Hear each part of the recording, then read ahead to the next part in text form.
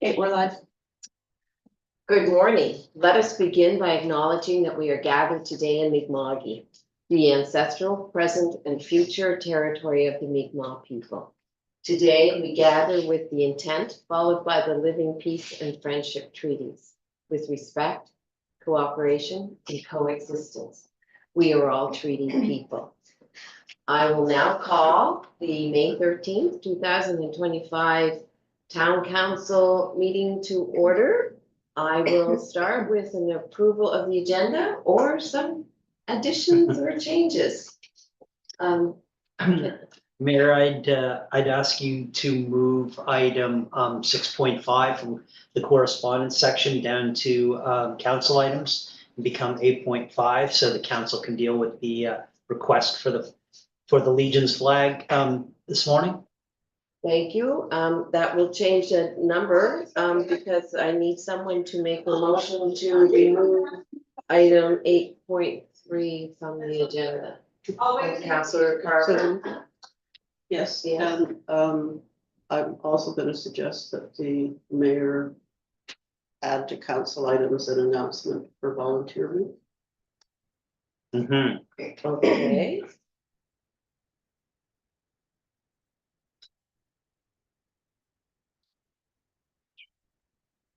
That being one councillor. Yeah. Feel free to take anything else off. So we have now 8.3 is Councillor Palfreyman. 8.4 is the Legion. And we have 8.5, which is now the announcement of a volunteer. The representative volunteer, Oh. and the mayor will make that announcement. I think Councillor Wilson has asked to do that. Okay, any other additions, omissions, anything? Okay, I'll entertain I need a seconder for the additions. Councillor Corner. Okay, all those in favor, signify by aye, opposed nay. The motion is carried. Thank you very much. We'll move on to the acceptance of the regular council meeting on April 24th, 2025. Any errors or omissions? No, I move they be accepted as circulated. Thank I'll you, second Councillor that. Carver, and second by the deputy mayor. All those in favor, signify aye. Opposed, nay. The motion is carried. Thank you. Are there any announcements by council members? Yes, Councillor Palfreyman. I should have come prepared with this, but the museum's home and garden tour takes place on June 7th, 8th. It's a major fundraiser, very popular event. Tickets are available at the Farmer Safe. Thank you. That is always a sure sign of summer coming when we have our garden tour in Mahone Bay and then hosted by the museum. And tickets are available at Keeneburn Pharmacy. So that's your ticket to a really lovely day.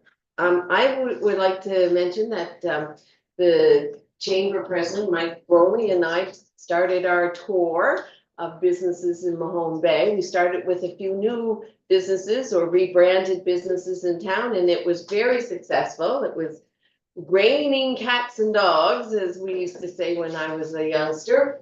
But the vibe was just wonderful. We were well received everywhere we went. We surprised people. No one knew we were coming, and it was a really good morning. And some of you may have seen the videos that Mike has posted, and we'll be using those videos throughout the year, and we hope to do it at, not just new businesses, but some of our old favorites and whatnot.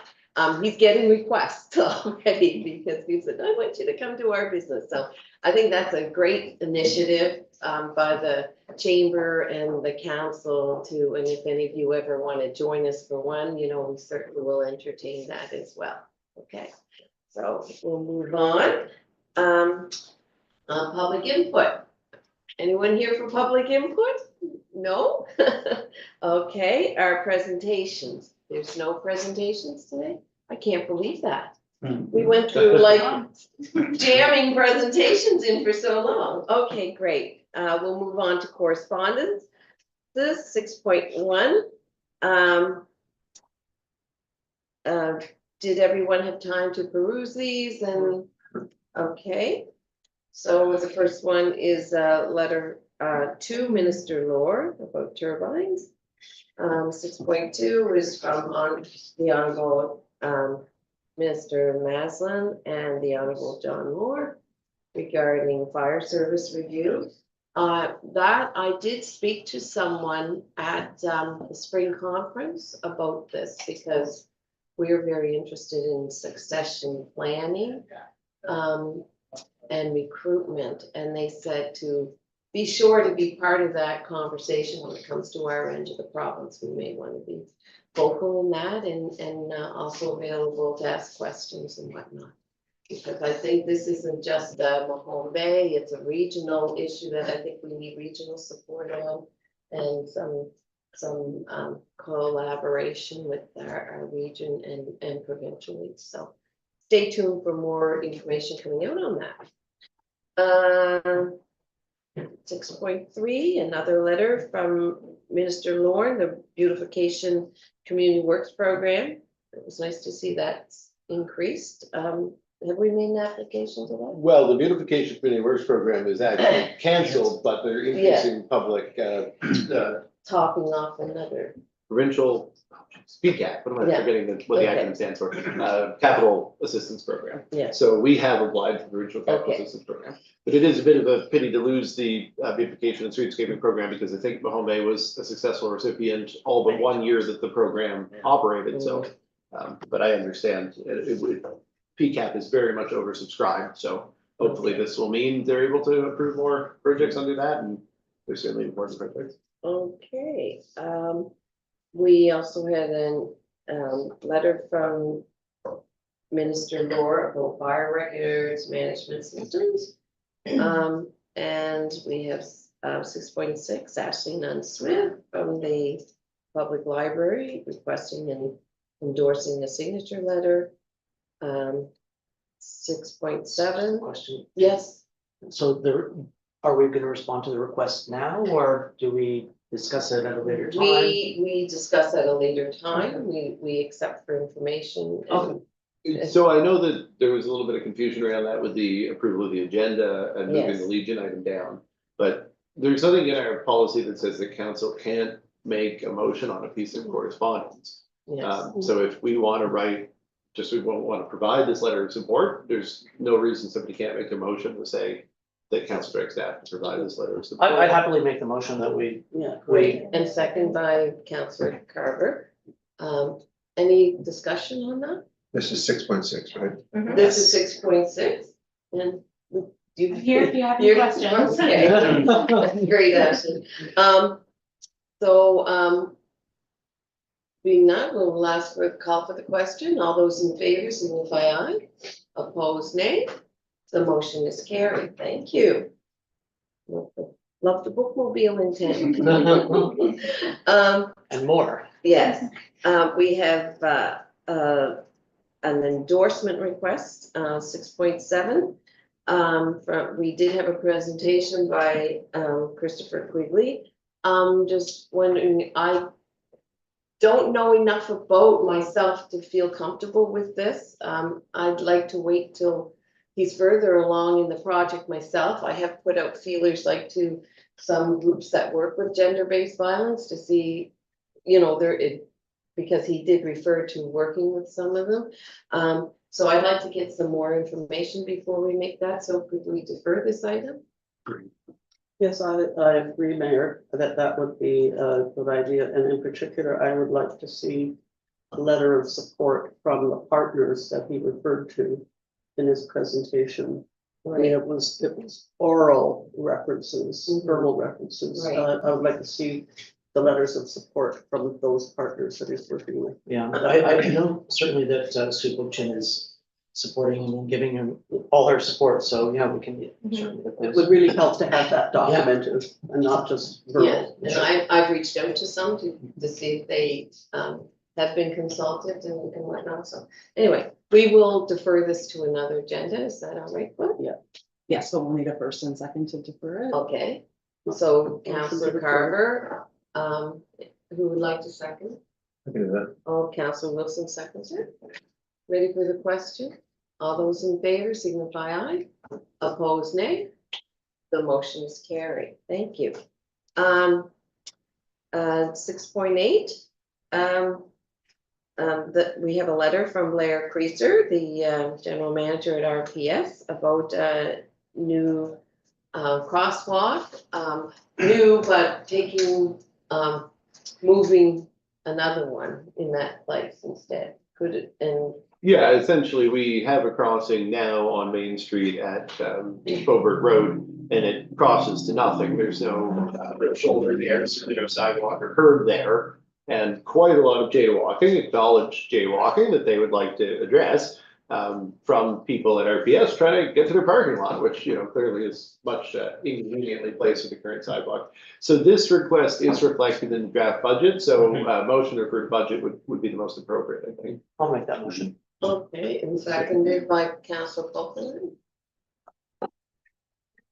Ready for the question? All those in favor, signify aye. Opposed, nay. The motion is carried. Would someone like to make, yes, Councillor Wilson? I assume we should make a motion to receive and file all of the correspondence, having disposed of the ones that needed action. So I'll Certainly. make that motion. Okay, is there a seconder for that motion? Sure. Okay, the deputy mayor, seconds the motion. All those in favor signify aye. Opposed, nay. The motion is carried. Thank you. We're moving along. We're moving on to council items, and the first one is mine, Blue Lantern Shellfish. Oh, we got to put staff reports. Oh, I'm sorry, right. I'm really going fast. Okay. You got a lunch date. I had a good breakfast and I get the energy to go so fast. Anyway, sorry, staff reports, 7.1, staff reports to council, May 13th, those were in your agenda and itemized. Yes, deputy. I feel like a bit of a dog with a bone on this one. Number one. I was actually gonna talk about it. Number one is still at 90%, and I'm just cognizant of the fact that we've started the budget process and we have 3 more meetings in May, and this is scheduled to end in May. So this So- report will actually be presented to the utility budget meeting on the 23rd. Okay, great. Yeah, and there's gonna be a couple of documents with RELC, we can review. Great, and perfect, go thank you. over the whole RELC town stuff at that meeting. Dog with a bone satisfied. Okay, For the moment. For the moment. so to be continued. Thank you. I don't have any other questions on that. Okay, any others, Council Wilson? Item number 2, I see a disquieting thing on social media about this, referring to time limited parking Monday to Friday.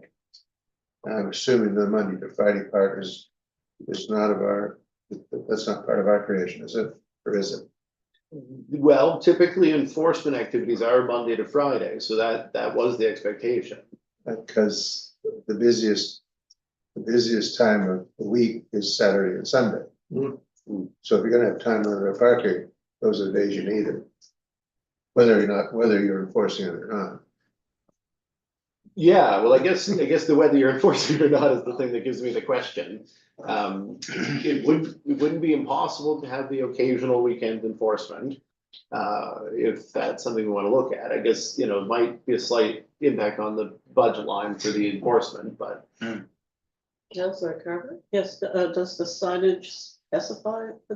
The draft of the signage does, but it's not up yet, so. if It's, this the is- draft says Monday to Friday? Yes, it does, yeah, it was in the newsletter, the image. Right.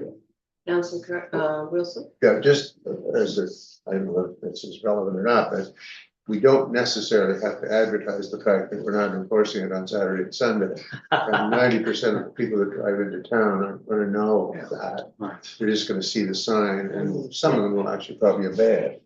Well, we would do I mean, if it's going to be all 7 days of the week, we would do the occasional weekend enforcement, just to be sure that people understood that it could be enforced on the weekend. Kingston? So, just to Kelly's point, I've been telling people that the reason that it was done was a derivative of the land use bylaw change, and it was designed for mobility and accessibility during peak periods. So peak periods are Saturday, Sunday during the season. Should we rethink that?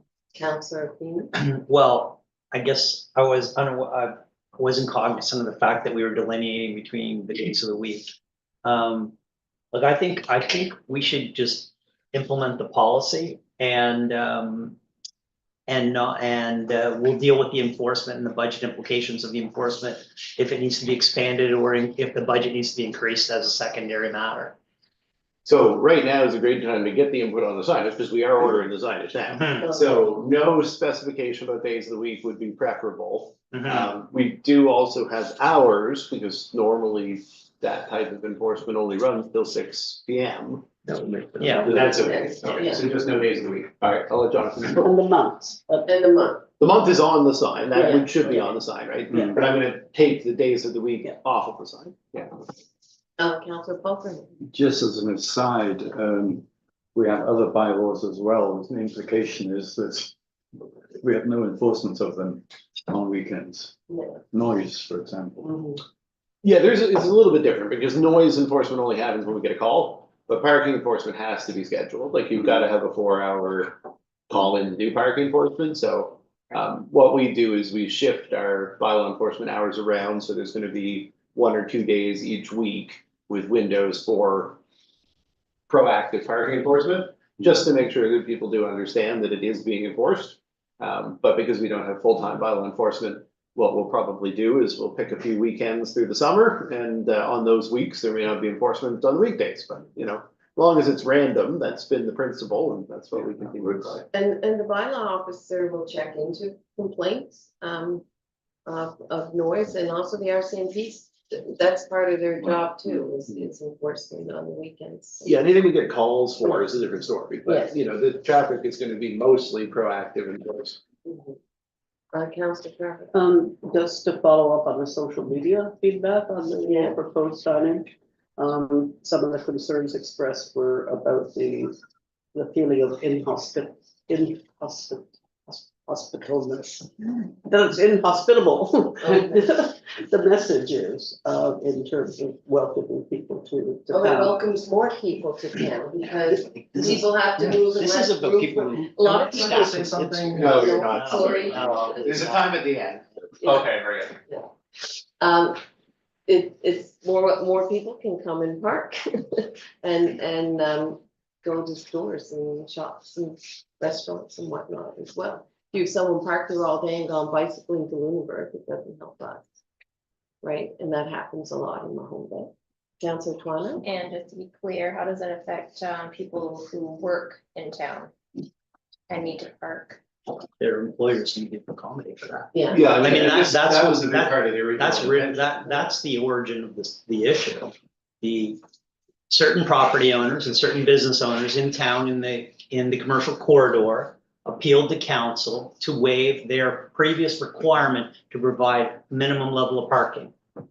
And council and the committee that did the land use bylaw acquiesced to that request, and that request does have consequences. One of the consequences is they're no longer required to have that parking. So the parking for staff is an issue that the owners of the properties have to figure out. And I think we've received many letters to council with people saying there's somebody who's parking in front of my business all day long. And my patrons can't come to my restaurant or the bank or, any of the shops in the corridor. So, I mean, there was a compromise, it was debated, and I think there was a grand bargain, and this was it. And the consideration for eliminating that previously required parking was the implementation of the standard that we're talking about today. Councillor Pulver? Just to remind councillors, we have got a whole session on parking coming up, and we can review these various implications as a part of that. Mhm. And further to that, I think it's a great point, Brian. Also, this is meant to be a test run of a new bylaw. So we're gonna have little nuances, we're gonna have little learning experiences from it. I mean, the idea here is to try to make the parking available to patrons of businesses. So I think there will need to be tweaks, there will need to be some steps taken, and we're gonna talk about those, But ultimately, the idea is to start somewhere with something that is, I think, pretty much in place in every community you can find. I mean, there's some time limitation on parking in almost every community. Any other further discussion? No? Okay. We will move along, and that puts us, at 7.2, seasonal sales areas, okay.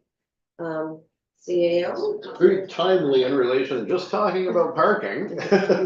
One of the things maybe we'll talk about with that parking conversation, and that's sort of what I'm implying here in this report, is that when we talk about parking, we're gonna need to talk about the possibility of parking being used for other activities, because businesses are making requests. So we currently have a bylaw that does permit those requests, and it really is fairly light on any reason why staff wouldn't accept them.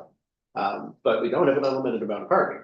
So the request that we've received is essentially made staff consider that if we were to go around approving all of these requests that might come in, there's going to be a further crunch on parking. So the suggestion here in this report is that we refer discussion of the streets and sidewalks bylaw and the permission therein to have seasonal sales for restaurants and cafes currently in front of their businesses as part of a review of that bylaw, but I think it would be good to time it to the conversation about parking. Councillor Gardner? So I have two questions. One is the suggestion then that we defer this conversation. Defer the conversation about this specific request to another venue, like policy and strategy. Is that? No, I mean, I know it's always complex when there's a staff request, the bylaw allows staff to handle, and staff have no reason to reject this I see. request. Unless council feels that the loss of the 2 parking spaces right now in the current situation is too much, in which case direct a freeze on that. Otherwise, this application would be accepted, I see. but presumably would lead to other businesses immediately thinking, well, we better get in for this. And that's the concern really, is 2 parking spaces may be acceptable, but the loss of, another 10 might not, so. So Mike, the second part of, I said I had a two-part question, right? The second part, if I may.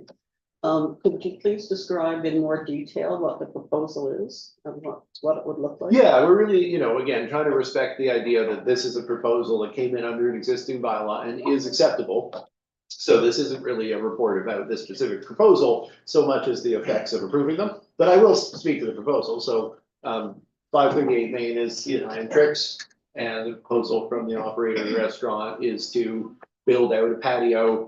It would come off of the front of the sidewalk, then they would have to enclose the sidewalk and a portion of the patio, leaving a outer accessible width. And Jonathan's gone over the plans that they've submitted and says it's all acceptable walking area. So somebody coming down the sidewalk would go around the outside, and you'll see a lot of these in Halifax and Wolfville, around the outside of the seating and then back on the sidewalk. So they'd be walking on a level wooden deck structure, which is required to be of a certain width. Now, the proposed design does include an outer railing. So there would also be an outer railing where somebody would at that point be getting quite close to traffic. All of this does allow for 12 feet of travel width for the traffic lane. So there's no concern about obstruction of traffic. But there would be a loss of parking in front of the venue. Obviously, the biggest loser in that is the restaurant themselves. But, there's only so much parking to go around. So our current bylaw doesn't say staff will consider the remaining availability of parking. We're only supposed to consider if it's safe, if it maintains the acceptable travel for pedestrians, if the street's still wide enough and safe. All of those things are met by the design, and the business owner's been quite, forthcoming in terms of the design alterations that Jonathan suggested. And so really, this application by itself wouldn't come to council. And I don't mean to, bring this application out to council arbitrarily, but I do feel that we haven't had a lot of these applications in a long time. And we didn't previously have allowance that businesses could eliminate their off-street parking. So essentially, Yeah. you know, we're in a situation where maybe we want to rethink the bylaw, but it's gonna be, as I said, application, I wouldn't see issue with that on what's happening. Unintended consequences. Anybody, Brian, you had? I was simply going to mention that it's a similar thing to Wolfville, that's all, Yes, in Halifax, right, same point. okay. Thank you. Council Carter? So what are we doing with it? And so the recommendation was to refer to policy and strategy, and my thought was it would land with the parking conversation. And that And the decision about the application would stand as being actioned by staff. Yeah, unless other direction is received, staff would be approving the application. Counselor Wilson? So do we need a motion to refer this to PNS? Yeah, that's what I was recommending. So moved. Okay, moved by Counselor, and second by Counselor Twano. Any further discussion? Okay. Yes, Yes, I would much rather see this, application frozen until we've actually revised the bylaws. I have concerns about doing this when there may be questions about parking, and egress from the post office. It's already a complicated egress from the post office, making it more I think this particular project would make it even more complicated. And I'm also concerned about the accessibility issues. I'm sure that staff have thoroughly reviewed the accessibility requirements.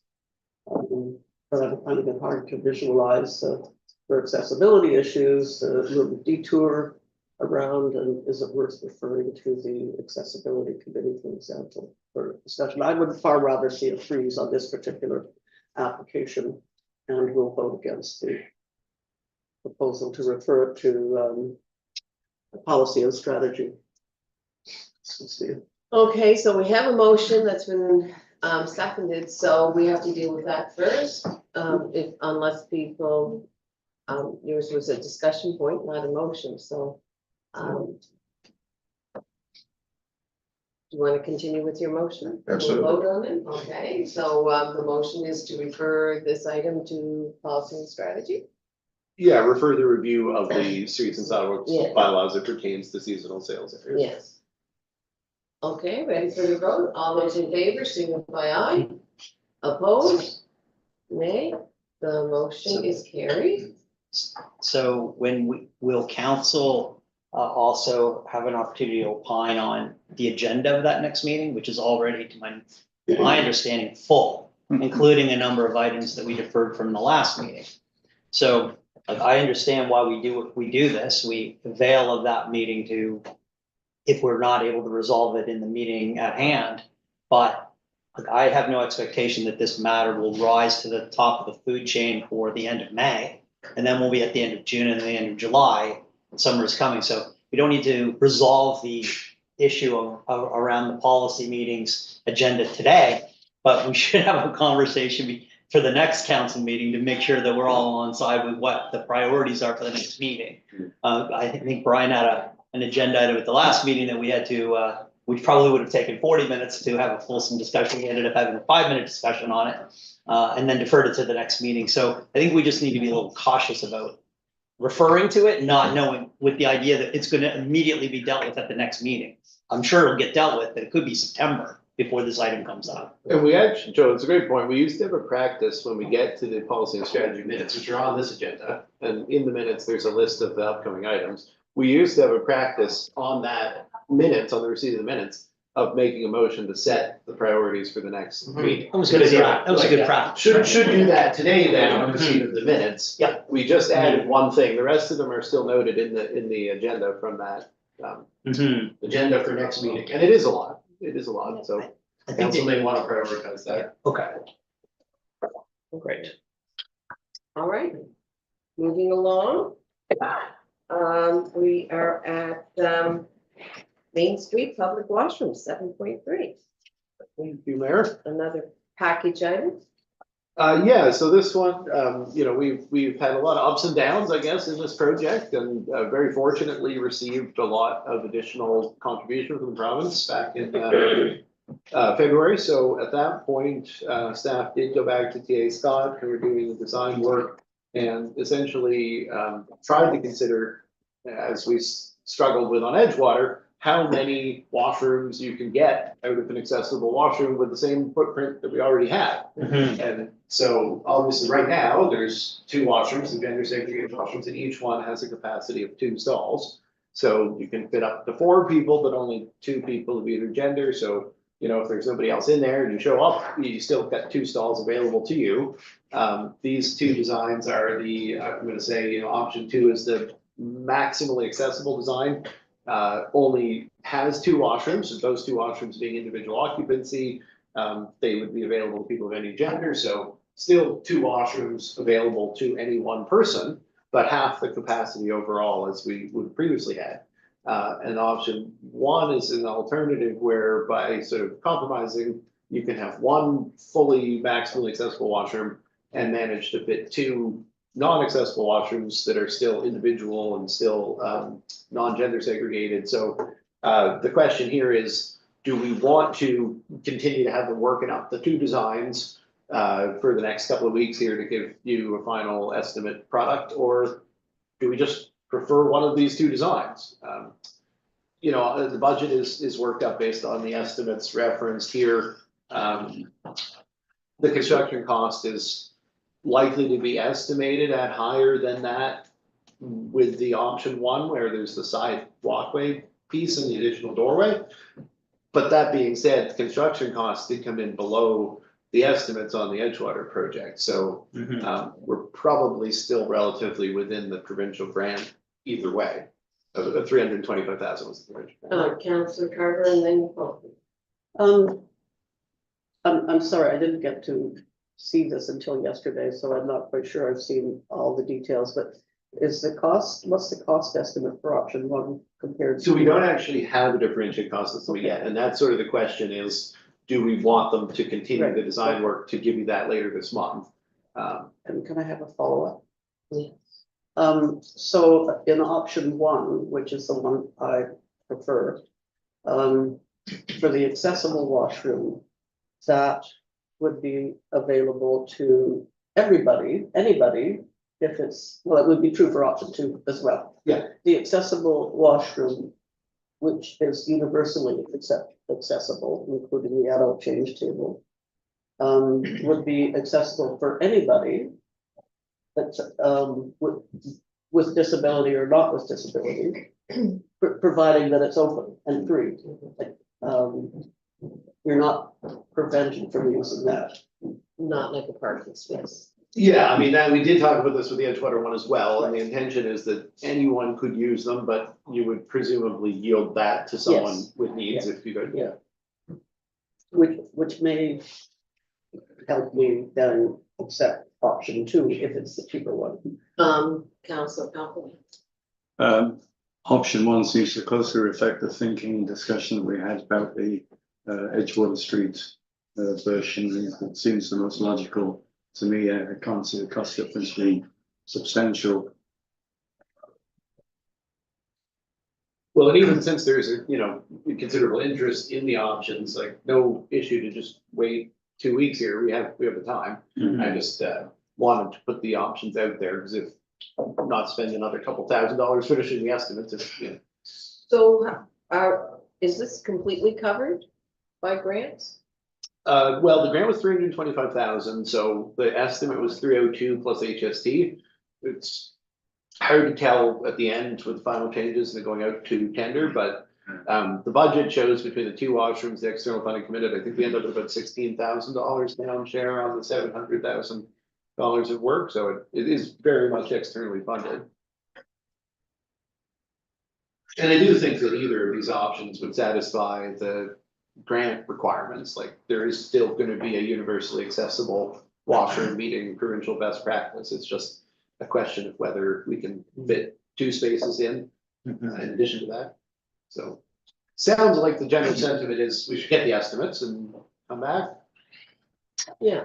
Okay, Why don't we so do that's that? good. So, if you want to just accept this report for information.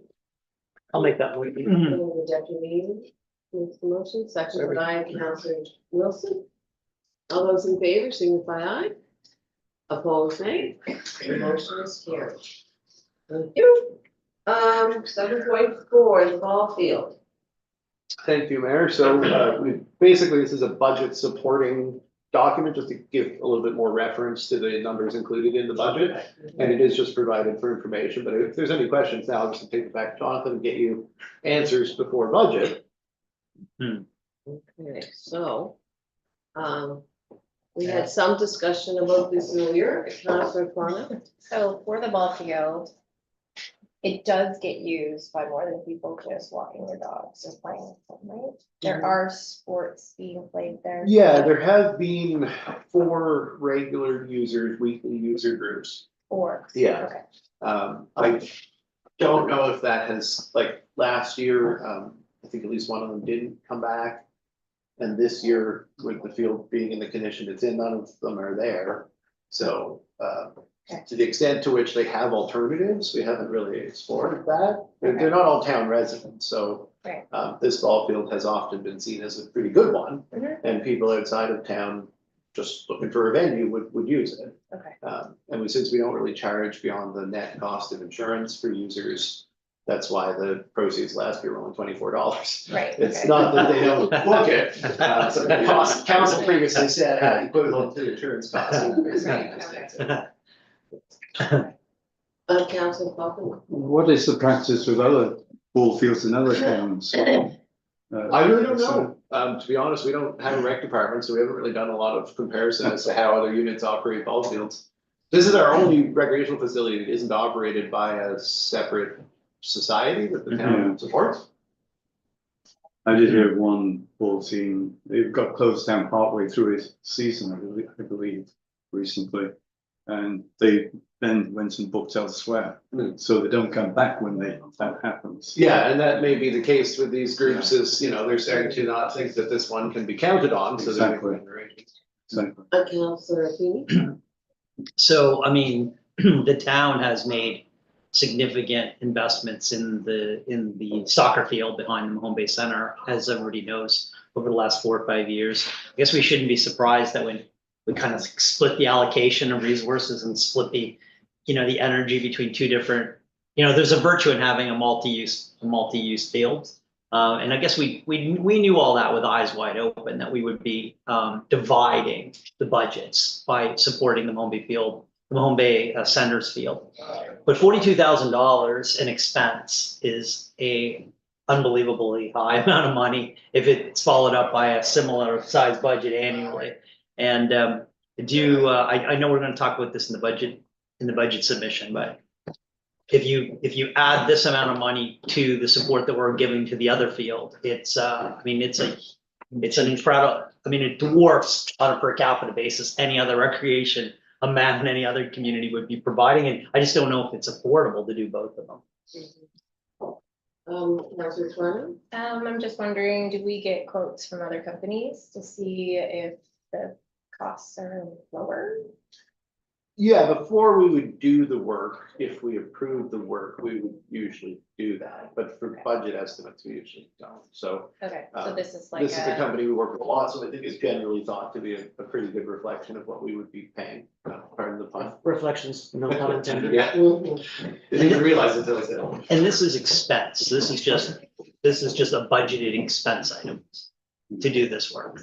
Yeah, I mean, we do feel that this is capitalization at this point, but it's just because the field at this point is like essentially written off. But it's a dangerous practice to capitalize it Yeah. because it may turn into an ongoing cost. That's what's been so hard to peg down here. Is you see Jonathan's notes about preventative maintenance, like the preventative maintenance budget needs to come up, but it shouldn't need to be pegged at $30,000 a year, or we obviously can't sustain the operation.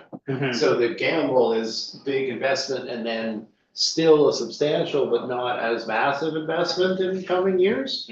But I mean, it's not necessarily a proven practice that we can achieve less than $30,000 a year for maintenance. Like the Mahone Bay United experience has been they are spending $30,000 a year for maintenance of that field.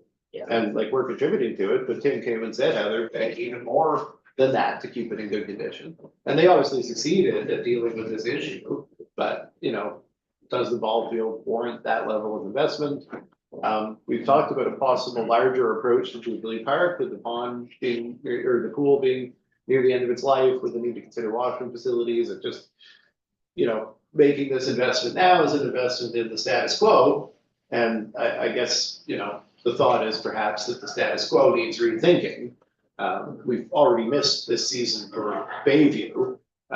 Doing the investment now will still miss the school season, so they're one of the users that would normally have used it. Yes. What are the options if we don't invest in that upgrading right now? What are the options in terms of the use of that property? For this year? Any year, ever? Yeah, well, I mean, going forward, we've talked about reconfiguring the property, so the pool would be relocated. So the ball field in its current form would have to move or change or be relocated. At that time, there are requests for dog parks, there's suggestions for skate parks, there's other facilities that have been suggested over the years that, you know, notionally would all be fit into whichever ones, you know, get through, would be fit into the larger Jubilee Park concept. So ball field may not be the thing for the space based on the public, maybe we should be doing a little bit more looking into that. I do want to stress that there have been continued users, because I know sometimes it gets said, people have proposed other uses, and there's no use for it as a ball field, but it has been well used over the years, could probably be brought back as quite a successful ball field. But I do think that we've talked a lot about other alternatives. And for the current summer though, just to note, the signs going up this week presumably will say ball field closed on the instruction of our insurer. They will not physically prohibit access, so people will still use the place for dogs, they'll probably use the place more for dogs. Over the years, there have been like parents who have put together their own program for T-ball, and what, I know we did that ourselves as And parents. that's the one we have in the grants we've been granting, Yeah. this is just a small, like, family run Yeah. group that has done quite a lot. Yeah. Yeah. So we, you know, and hopefully that type of volunteerism will continue over the years, but it takes a core group of volunteers to commit to running the program for a year or, you know, 4 years, you know, to keep it going, so. But I hate to see that field not being used, you know, it's lovely. Yeah. Yes. So I'm just wondering about if we have a grant application from a group that's using that field, what happens to that grant application if the field can't be used?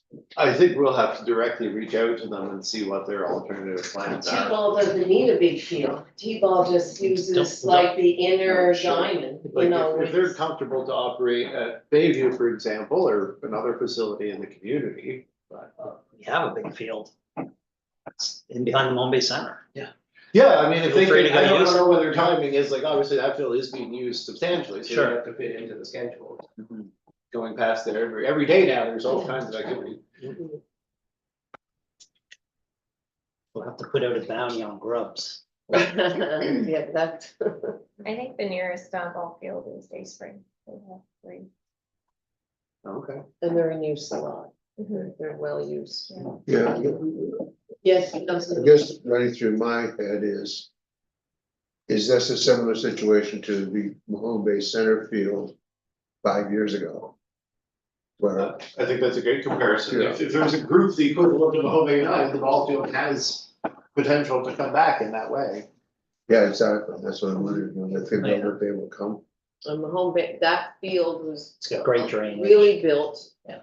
for, you know, by ball teams over the years in the business community back when I was growing up, you know, all the businesses sponsored ball teams, and every night of the week there was activity on that field. Yeah, typically the dugouts, and I think even the little washroom building have been supported by local And construction. they had a announcement box up, you know, that they did play-by-play as well, and, you know, it was a very big event in the whole, but the times have changed and priorities have changed, Counselor. You've reminded me totally off subject. At the fireman's lunch, as the cost because we haven't put the porta potty near the Tiny Tots playground that we said we would. Good, that's good. Good point, Brian. I forgot about that too. So we need a motion to, accept information. Yes, I will make that. okay, it's seconded by Councillor Wilson, and then all those in favor, signify aye. Opposed, nay. The motion is carried. Thank you. Okay, I'm gonna go down to my checklist and recreational and cultural programming access funding, that's 7.5.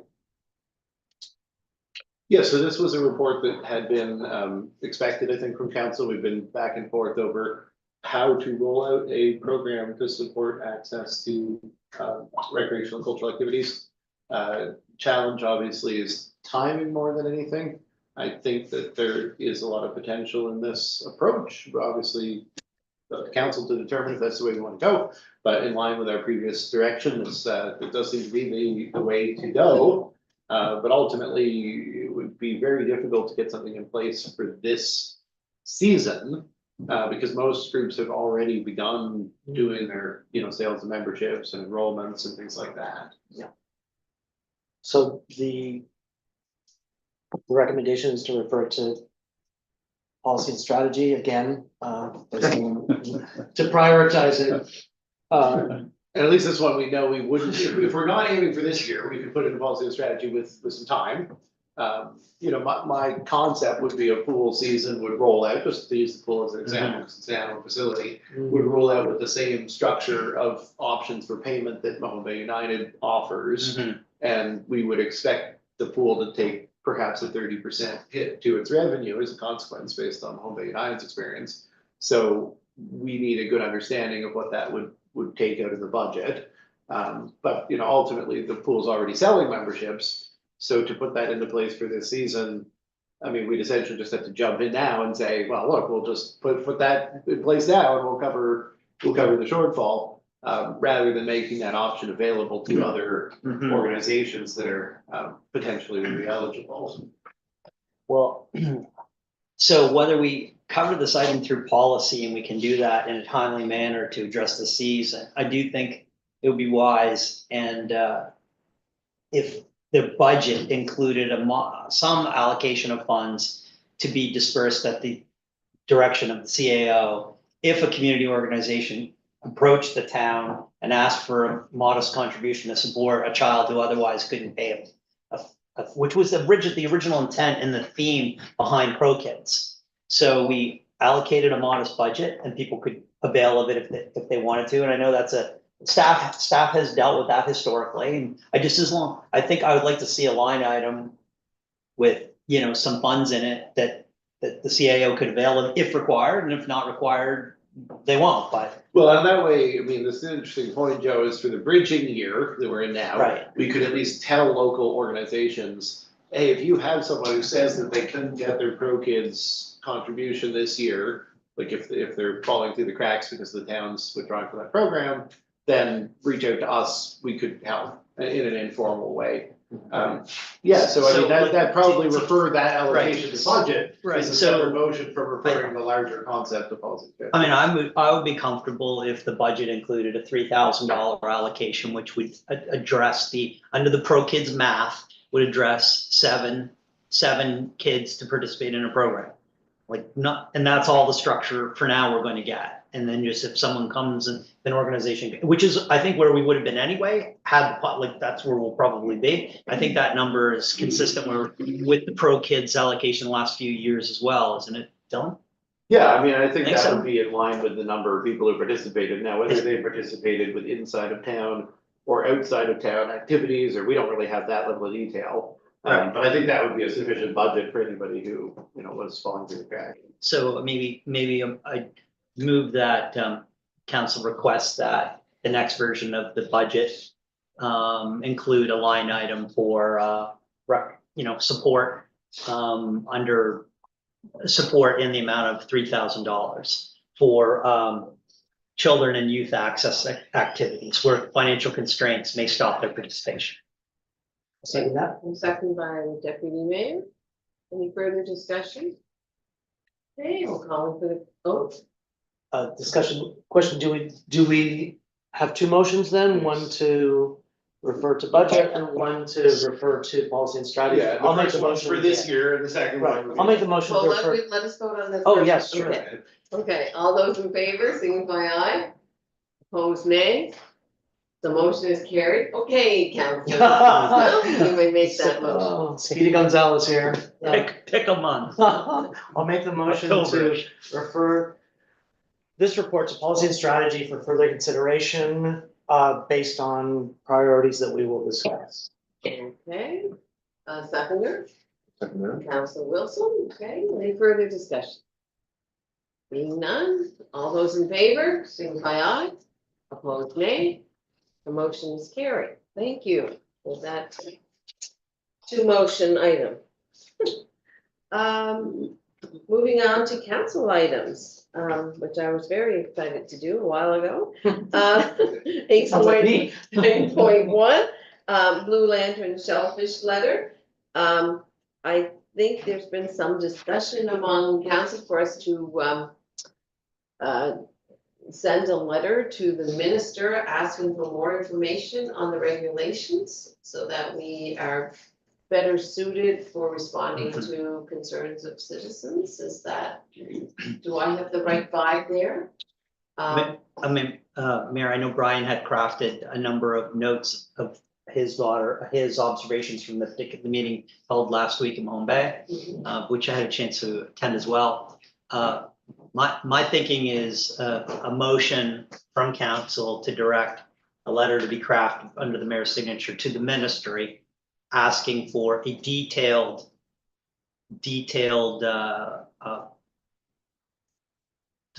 description of the regulatory process.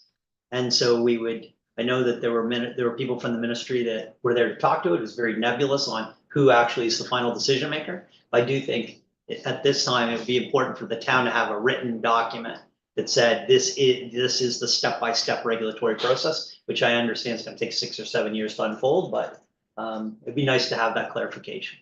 I think Councilor Kaufman wants to speak to that. That was an observation, not a motion. Well, I'll be prepared No, to no, make the motion if no, there's. no, just let me. It was an No, observation. It's, yes, an observation. No, I think everybody in the area, this is knowledge of this operation, have written in directly to not only the Minister of the Fisheries and Aquaculture, but also of Natural Resources, Tourism, Economic Development, and other affected matters. Now, this is outside the town of Mahone Bay, but the impact is limited to effectively the Civic Marina and the associated businesses that benefit from visiting boaters, of which there are quite a lot. I put all this into the notes, and the note wasn't based, by the way, just on the meeting of last week, in which case there were limited numbers of commentary, primarily because most have written in great detail to the minister already, and therefore we're not going to feed or discuss again, because the group Blue Lantern has now met with, I'd estimate about 9 or 10 different groups, and received a negative response from all of them. There's only one advocate. It wasn't really an advocate, Max Stanfield did work for fisheries, and I had a long chat with him afterwards, and he is a contrarian, as he said. So it's not that anybody objects to the notion of an agriculture farm, it's the location of it that's the issue. Right. So we would be at odds trying to pursue a detailed rationale of process at this point, because this particular process, and this first part of the process, ends in August. So what the relevance is of getting the process that happens beyond that and beyond that and beyond that, because it will end up with fisheries federally, you end up with Department of Transport federally. We have a extensive commentary from the Civic Marina that is balanced and factual. I don't see why the town wouldn't join every other group in a direct response, now either just simply endorsing the Civic Marina position, or whatever it chooses to say, I guess. I can't tell council what to say, but I do think that pursuing process is not the way at the moment. It's necessary to get the feedback into the different and affected government bodies, because fisheries and aquaculture is obviously operating in a silo and not considering these other factors. Did anyone suggest a better location? Anywhere. Well, that. It's not up I to, don't- the- it's not up to the community to suggest other locations. Well, It's just that this I- one, my understanding is that it's the prime area for boating, absolutely. right, so, Oh, marine traffic in general. yes, so. I'm just wondering, you know, if that's not a place, you said they weren't against aquaculture, it Right. was where it was located, so. Have people suggested an alternate place to place the farm? Well, again, that's not the issue. The issue is this particular area. There are two other scallop farms in the bay, both out of the way. Mhm. As I think I pointed out, Nova Scotia's got over 8,000 miles of coastline. We don't have to pick a place for them to operate from. And they didn't pick it from the point of view of any knowledge of the area. They just picked it because it looked good on paper. And the fisheries and aquaculture obviously had no knowledge of what that area of the bay was used for. So they said, okay, here you are, 5,000 acres to look at. Council Wilson? Well, irrespective of the merits of this particular application, which I think is hugely flawed from a business point of view. I think this is not gonna be the last one we see, probably. So I think Councillor Fee's suggestion that we try to get from the ministry a kind of a template of how these decisions are made, what the process actually is a good idea, just in general. I'm a contrarian too, so I'll only say that, you know, just because you say it isn't NIMBYism doesn't mean it isn't.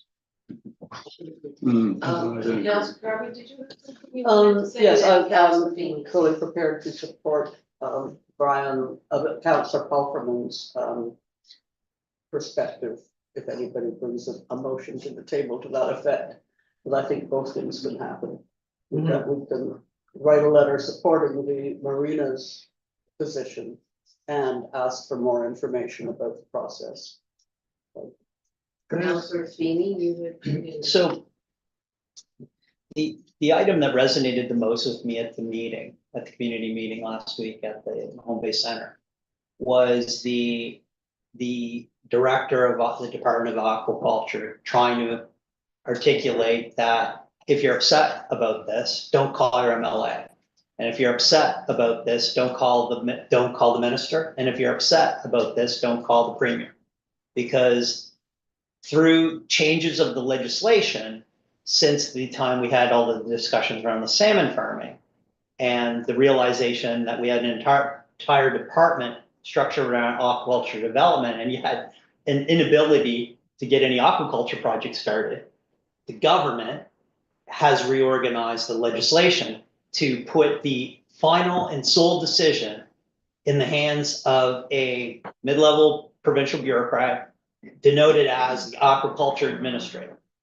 And so the aquaculture administrator that has, according to the folks in the meeting, has the final say. And to me, like, I think if there's a misinterpretation in that, is not correct. I'd like to see that clarified, because the key theme was, you know, it's not the minister, it's not the deputy minister, it's not the assistant deputy minister, it's not the executive director, it's not the director, it's someone who works for the director. Somebody who's way down the food chain in the middle of the bureaucracy is bestowed the title of aquaculture administrator, and they are the final arbiter of the go, no go. And so that to me was surprising. That was a surprise. And I think it'd be surprising to a lot of people, because we would have thought that, hey, if you have a concern about these things, who do you go to? Who's your representative? Who's the representative that we should go to seek relief? Who's an elected official? Who's the elected official who we should go to?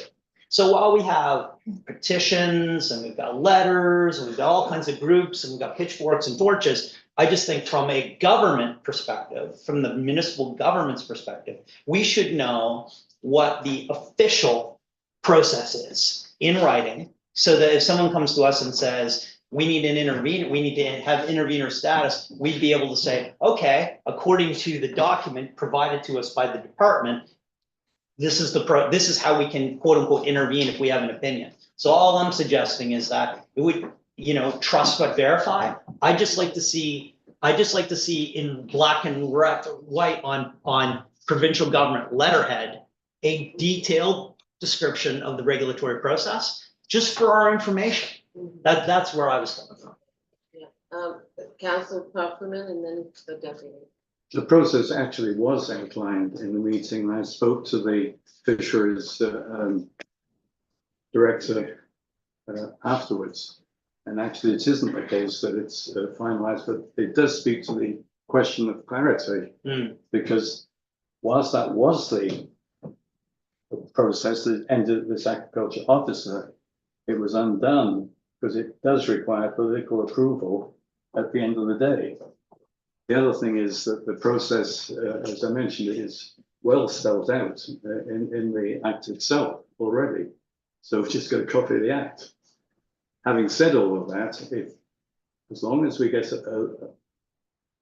okay, I'll make a motion that we send a letter to the Director of Fisheries and Aquaculture endorsing the view of the Mahone Bay Civic Marina and requesting that we have a fully detailed Process. Regulatory process advised to us. Get that? Clerk? I will in review. Okay, so just a minute. Okay, do we have a second? I'd be prepared to second that if it was split into two motions. So to do the first one, the letter of agreeing, using, supporting the marina perspective, and then the separate. Councillor Wilson? Maybe I'm remiss, but I haven't seen the document from the. Yeah. From the marina, Yeah. Right. so I don't know what we're talking about. So to Councillor Wilson's point, I was of the same mind. Like, I think procedurally, councils should request a presentation from the marina on the topic, have the marina folks come to council. We need to accept we can't endorse something that we have no idea what it says. Like, I'm all for endorse. I'm sure it'll be very acceptable. I think we need to receive it and review it before we can endorse it. And I don't believe it's formally been introduced into council minutes. I don't think we've received it. I don't think we've been copied on it. So I know, like, there's a lot of community activity around the efforts maybe of the marina in opposition to the project. And maybe everyone around the table will agree with that opinion. All I'm saying is that before we write a letter of endorsing what they're saying, I'd like to read it. I think I think the cadence more appropriately would be, let's ask the marina folks to show up at the next council meeting, give a 10-minute presentation on their views, provide a piece of documentation that we can take into the public domain, and then we can have the motion on whether we endorse it or not. Okay, we've got a couple of ideas here on the table, but we have a motion. Do you want, It's not seconded yet. Seconded. it's not second. No, it's not seconded. And essentially, I agree with Councillor Feely about the documentation, and it's a concern I have about several items on this section of the agenda, that we do not have documentation available. Mhm. And according to our town council policy, it's required. Mhm. Before the meeting, so we have, Sure. so we have a time to reflect, review, think about the issues, and that the public has access to that information as well. Because when it's presented this way, the public doesn't know what we're discussing.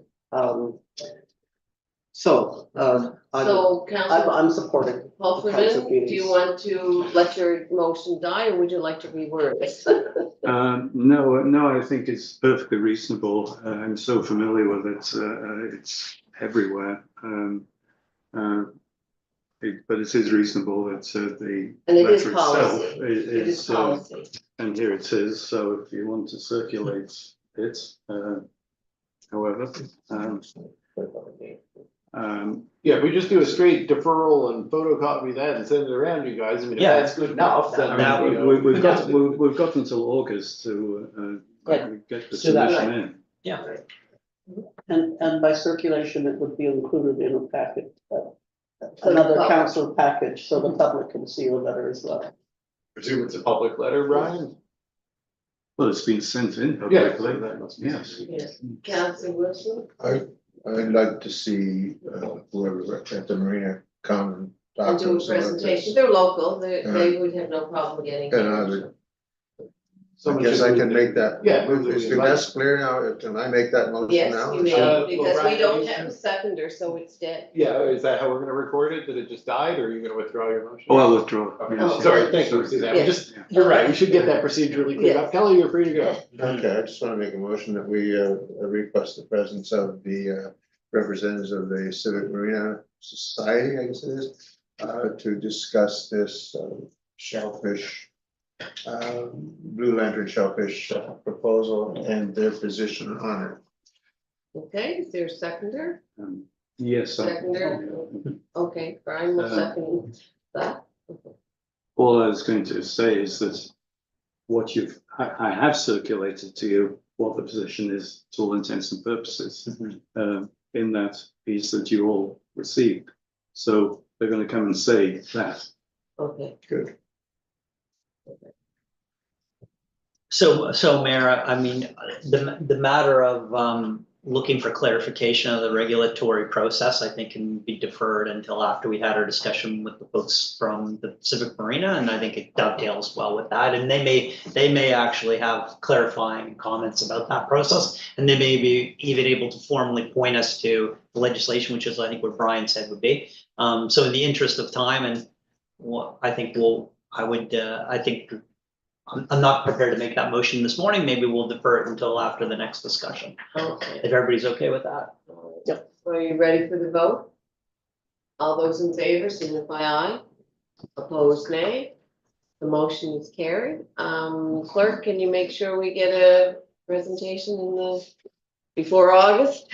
So just for some clarity then, I think because the presentation, being a presentation, isn't something on which to make a motion, then we should still deal with whether we're deferring the council item so that it would appear after the presentation. Is that the intention?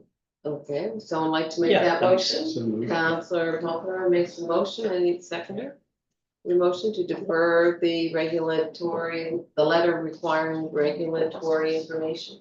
Oh, sorry, Mayor. I think, so the council item was is the council item, which number are we on here? What's Pardon the me. letter? Is 3.8? Is No, pardon me, 8.1, 8.1, sorry, 8.1. 8.1, 8.1. which was sending a letter to the. Okay, yeah, department. let's defer that. But also, I'm assuming that there would be also after the discussion with the marina, there'd be a conversation, there'd be a motion also to endorse their position. I think that's what you're Yeah, heading. right. So we'd likely see one or two motions that would be an outcome from that, after that presentation. But yeah, but they'll be, the placeholder for the actual motions will be this council item. Fair enough. So that will. Okay, so do we have a second for that motion? Yes, Wilson, oh, Counselor Wilson, okay. Okay, all those in favor signify aye. Opposed, nay. The motion is carried. Item 8.2, amend to the land use bylaw and municipal planning strategy, CAO, do you want to? Well, I'll just comment that this may look very similar to a motion you guys passed a month ago, and just for anybody watching, there was a slight error in the wording of that motion, so we're back to do it again. And we'll be scheduling the public hearing on this that would have taken place based on the previous motion for the same time next month based on this motion, so apologies, the applicant in this case has been informed and understands that it was just a procedural issue. Okay, and that was, so do we have a rescheduling date yet, or? The date we had proposed was the, sticking with the, basically pushing it 1 month was the 3rd of June, which would be would be the PAC evening. So, you know, that's when we had scheduled it, the PAC evening in May. We don't have a PAC meeting that night, Okay, all right, great.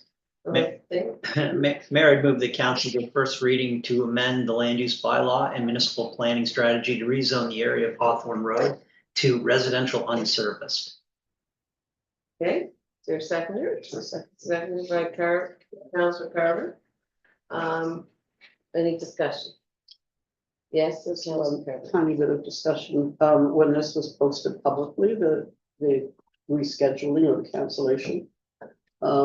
There was public questions, there were public questions about why, what's the reason for it, and, I'm wondering, was there anything wrong with saying because of the wording?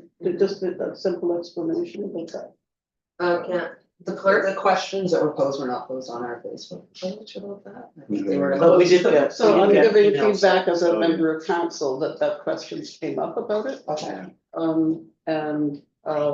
Is there any reason why it wasn't mentioned in the cancellation notice? We don't usually give, you know, that kind of reasons. I mean, we can, when we post this, say this had to be rescheduled because of a wording issue, if that would be helpful.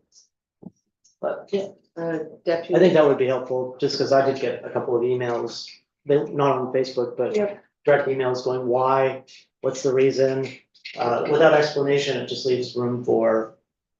Yeah, we never Speculation, I guess. imagined the conspiracy theories that come up through the cracks, I guess. Yes. So they, I mean, I think at this point, And they did. more information is better, whenever we can, just as a practice.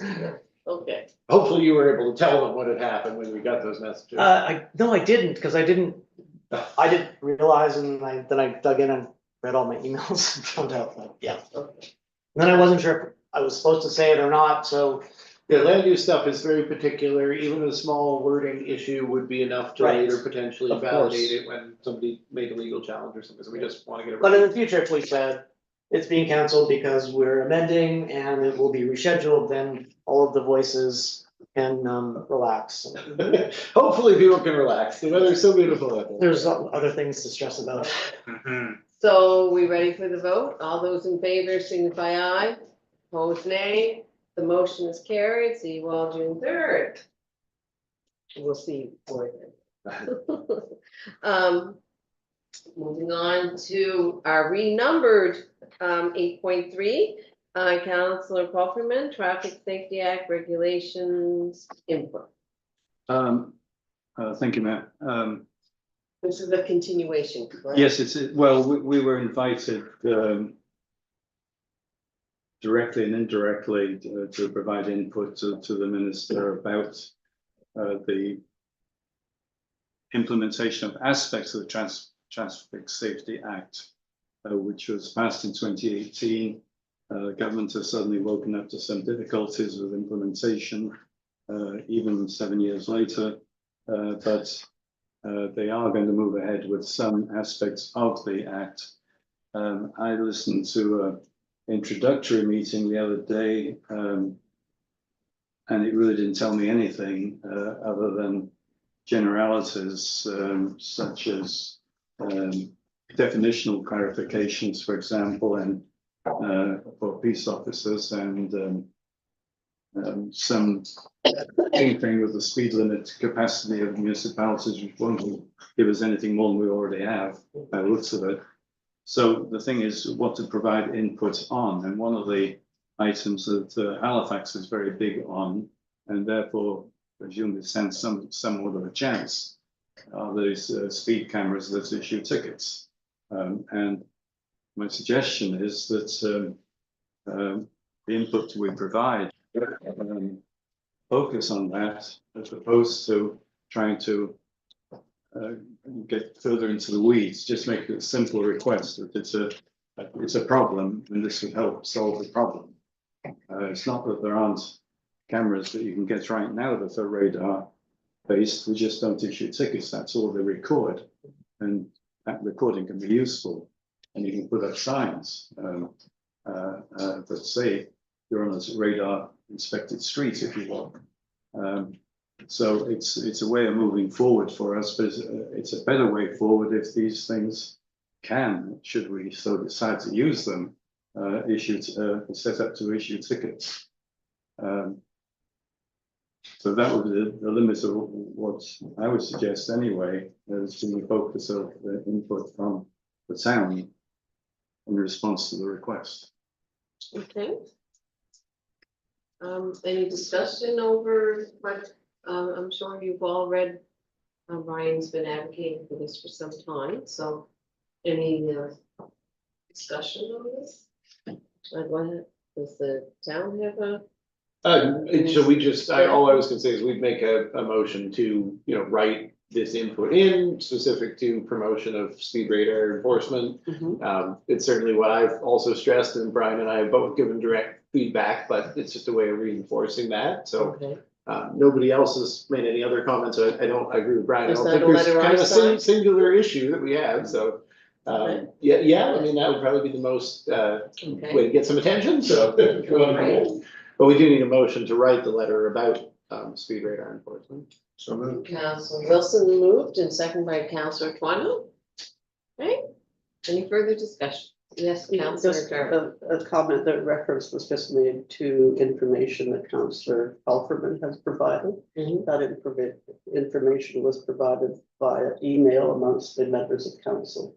So it was not information that was available on the public agenda, and I think that is a concern that we should be careful about, that if we're going to bring material to, or as councillors, if we're bringing motions to the table, that we are responsible to provide documentation for the agenda, to be included in the agenda, and not to rely on private email communications amongst councillors prior to the meeting.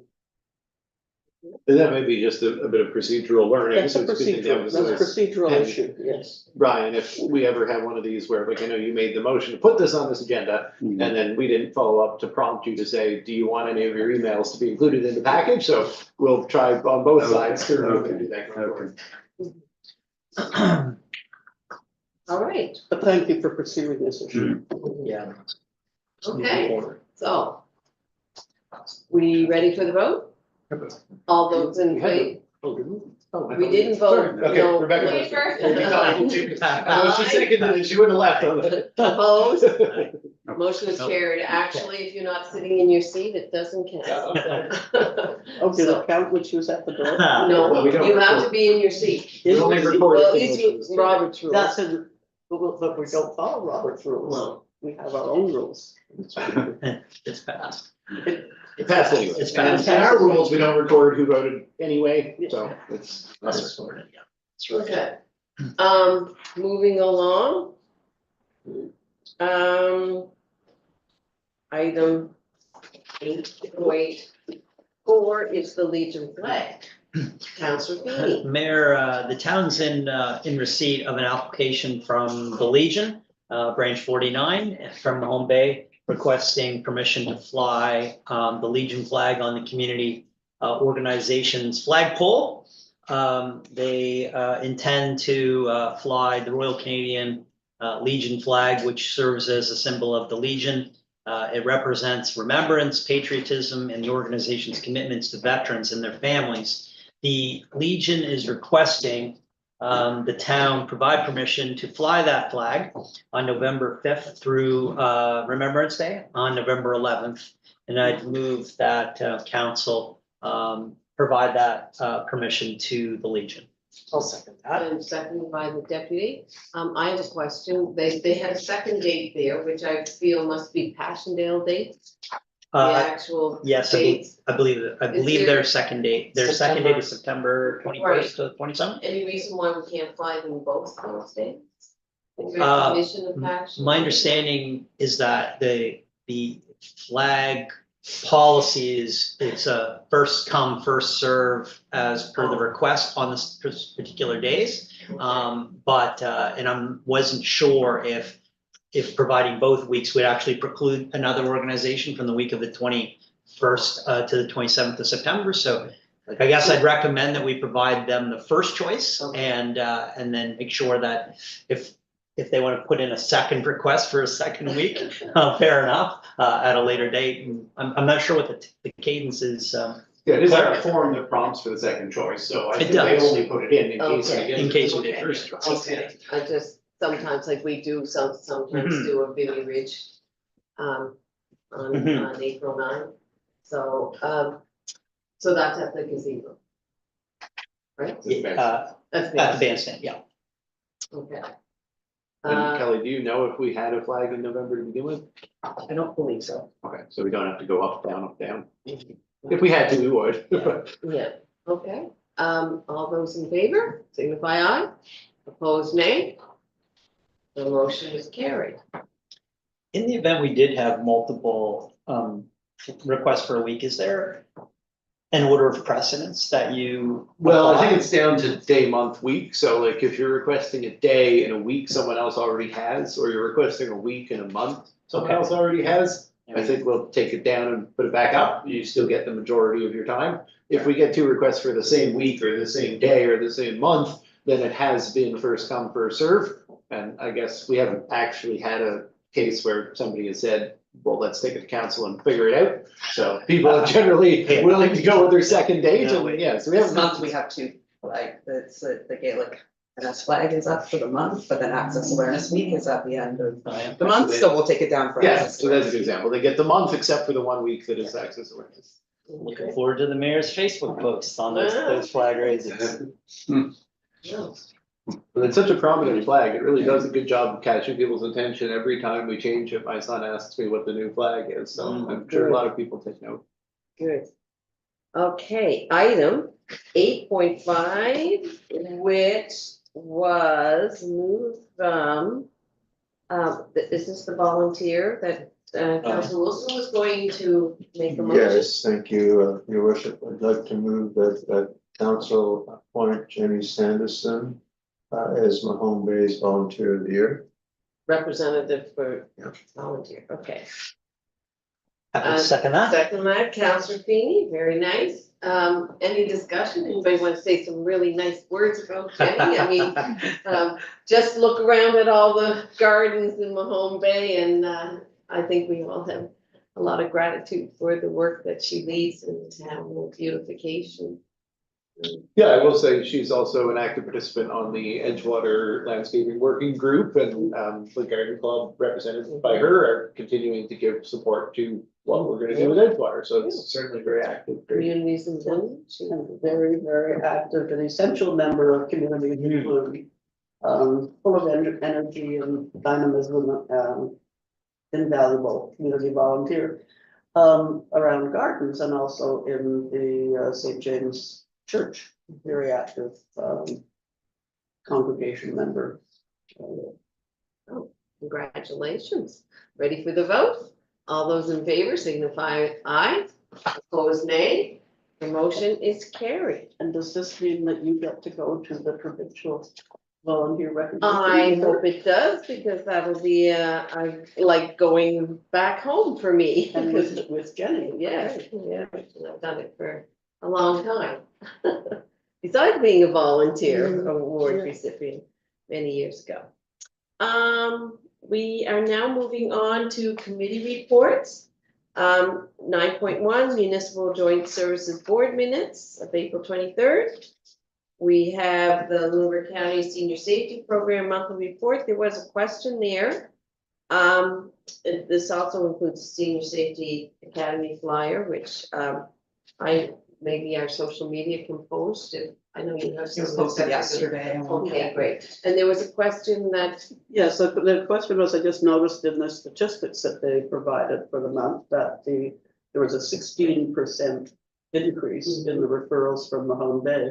And that seemed quite large. So I was just curious if whether the program, the senior safety program, can provide some information about the issues represented in that increase. we do have that opportunity to ask the executive director at our meetings, and spam and fraud with targeting seniors is a huge issue right through the area that the senior safety covers, and it's increasing.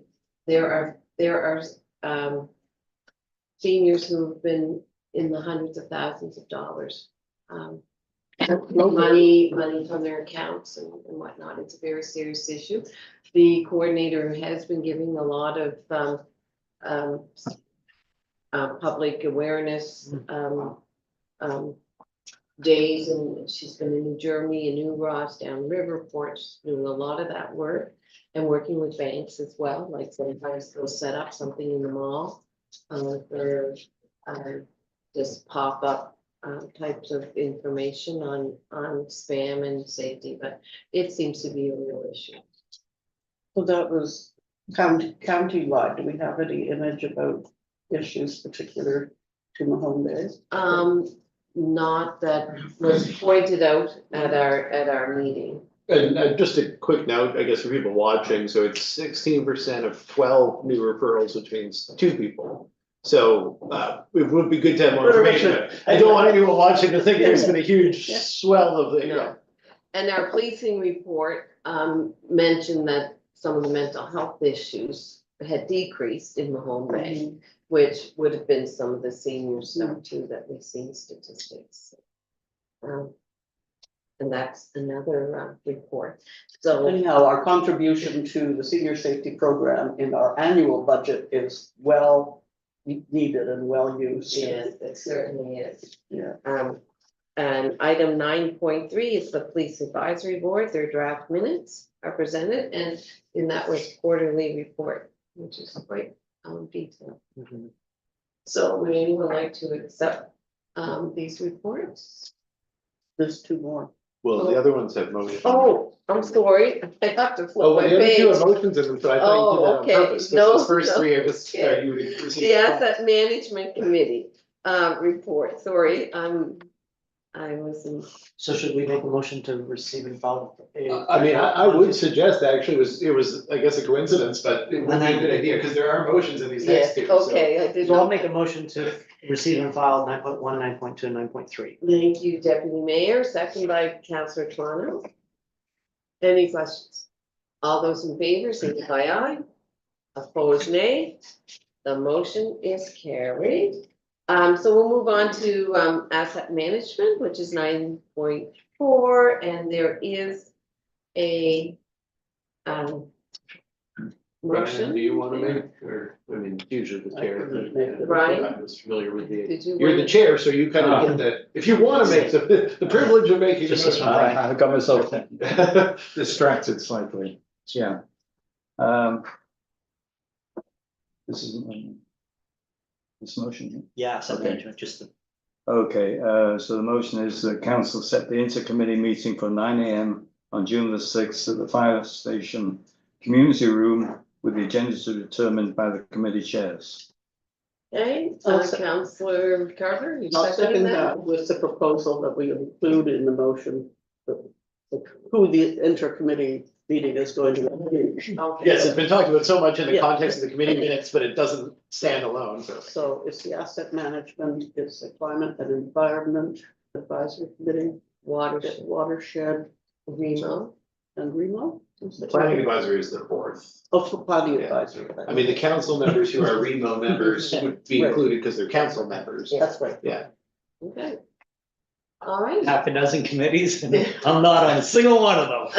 You'll still Let be me know. you'll still be invited to come, Trevor. Wow, I'm gonna be reading the minutes with great interest. All those in favor, signify with aye. Opposed, nay. The motion is carried. That should be, So maybe before we leave today, if the chairs of those committees could stick around for a sec, just to talk about either talking about the agenda or a time maybe in the coming week, when we could talk about the agenda, that would be nice. okay. Yeah.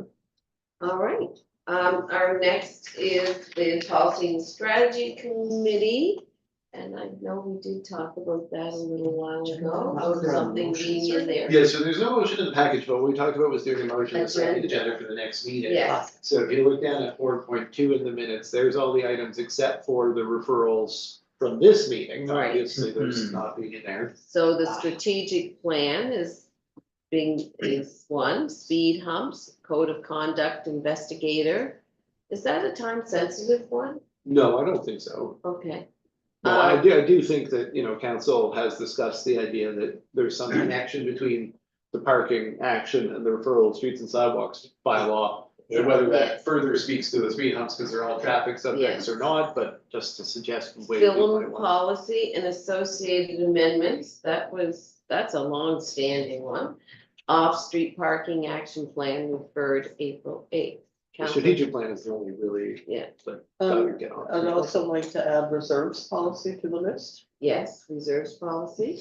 if that's So, agreeable to the rest. Yeah, so it's in the schedule of policy revision, so I don't know, maybe we should just Oh, add oh, the I see, schedule of okay. policy revision to This is- this list. This like- is such a big list that I It's thought already a this was big a running list, list. yeah, no, there's another list too. How long is this meeting? Counselor, Well, that's what we're trying to narrow down, we're trying to not put all these things Yeah. on. Okay. Counselor Paulman, did you have your hand up?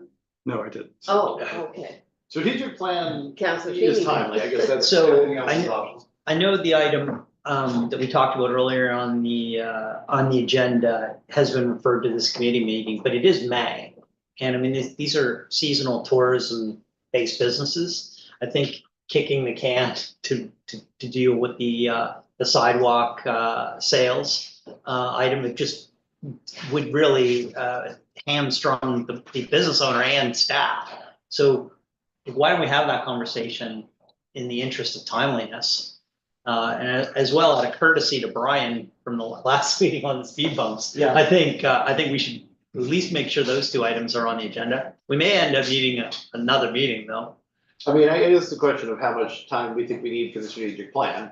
Like if the speed humps and the street sidewalks bylaw and the overall parking subject can be accomplished in 90 minutes, we've already got a draft plan for, that's the question for all of you. I'm saying, I feel like you can do those 4 items, but. Mhm. So, yeah, maybe we should have another meeting specifically on off-street. So are we intending to have the comprehensive conversation about parking in conjunction with the item reviewed this morning, or we kind of bring Yeah, those or two at least together? we begin it. I mean, Okay. like at the end of the day, it's on the agenda. You don't have to reach I think there's gonna be some ideas that come out of that. That probably need further investigation, I would imagine. I think, yes, we're gonna need an hour or so on that, so. At least. But it does make sense to preface it in this conversation, because if you don't make any reference to it, we're gonna talk about parking without talking about parking. Mhm. So then if we're doing that, the motion would be to set the agenda for policy and strategy committee meeting later in May for strategic plan, off-street parking, speed humps, and streets and sidewalks bylaw. If that- Yeah, okay, Yeah, we'll see where we get to. Okay. Sorry, Yeah. the extension of that at 538 Main, that's not gonna be. That's a staff report, that's staff's doing that aside from the bylaw conversation, right? Okay. Yeah, so it will be approved by the time we get to Right. policy and Yeah. strategy. But to Joe's point, if anyone else is seeing it Exactly. start construction, which it will be by then, and then wanting to like get in on it, then it is timely that we Yeah. talk about it before that, yeah. Yes, Counselor Wilson. I move that we establish the agenda for the next policy and strategy committee as outlined by the CAO. I'll Those second 4 that. items. Okay, second by Counselor Kingsville. Ready for the question? All those in favor signify aye. Opposed, nay. The motion is carried. Thank you all. And is there anything under new business? Well, it's time for questions. You can May I? stand up and state your name and address. Okay, and- my name is John Sherko. My wife owns a spa, Cook Organic Spa over on Main Street. And just with the 2 hour parking, our biggest problem obviously is that it's a spa. People book services and come in for quite often more than 2 hours. They can be there 4, sometimes even 6 if they have big spa packages. Obviously, that's what we're trying to attract, so we're trying to come in and spend the entire day with us. And quite often they bring family members when they do that as well, so those are kind of higher ticketed items for us. And it's also an aging demographic, so we can't really ask them to walk over from the public parking. And obviously side streets are closer, but still, if there's parking in front of the spa, we need to let them come into the spa and spend a day with us. So I don't know if there's been any consideration to like how we can handle that sort of thing. But that's our biggest concern. We did sort of like informally talk about like some businesses may need a pass card that a client could put in their window or hang from their Yeah, I think, mirror really- saying, customer receiving services at such and such. The way the enforcement works is, we have one bylaw enforcement guy, so if he's going around looking at cars and there is a way to make a clear indication, it wouldn't be difficult to do. It's not like any complicated procedures needed.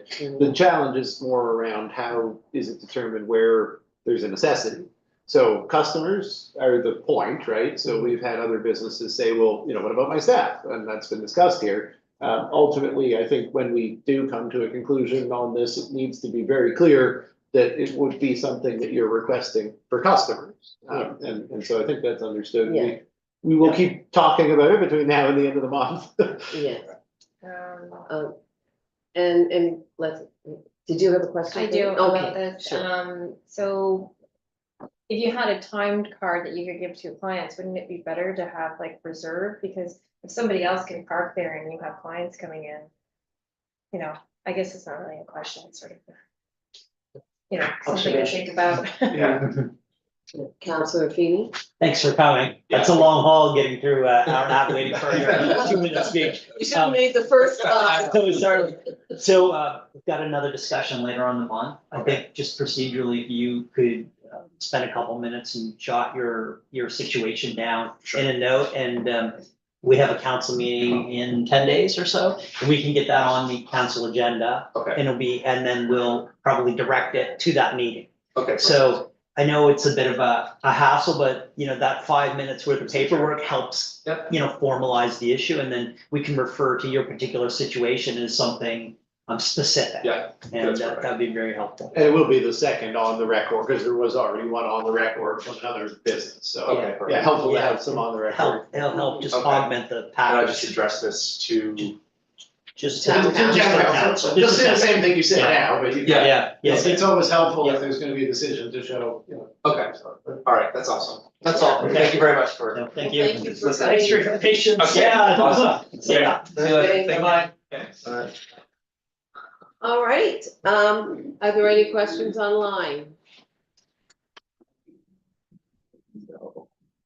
Oh, no questions. And how many viewers did we have today? We have 6 right now. All right. Yeah, well, that's great. Popular. All right, well, being that we have no further business, then I will entertain a motion to go in closed session.